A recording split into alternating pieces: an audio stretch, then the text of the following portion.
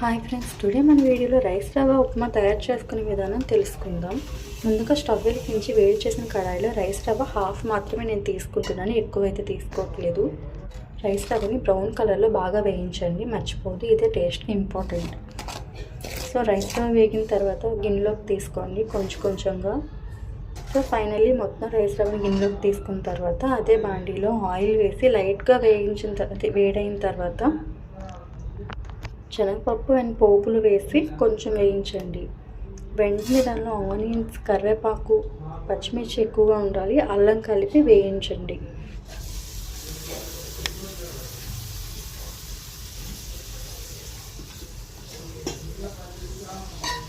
లైట్గా వేగిన తర్వాత దానిలోనే మీరు పెసరపప్పును కూడా వేయించండి. నేనైతే ఒక పిడికెడు తీసుకున్నాను, మీకు కావాల్సినంత మీరు తీసుకోవచ్చు. పెసరపప్పు కడగడాలు లాంటివి చేయొద్దు, జస్ట్ నార్మల్గానే వేసేయండి. మొత్తం అన్నీ వేయించుకుంటే కొంచెం సాల్ట్ అయితే వేయండి దానిలోనే.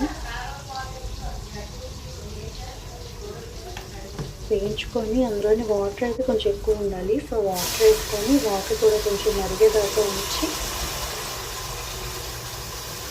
ఉప్పు అది ఓకేనా కాదా టేస్ట్ చూడండి.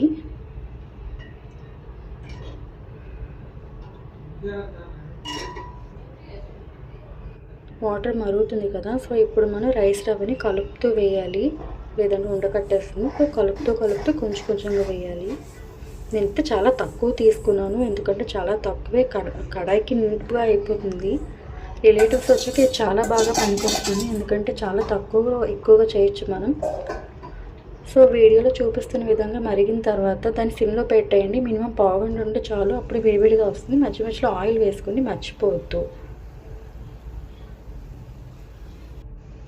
సో ఫైనలీ ఈ విధంగా వస్తుందండి.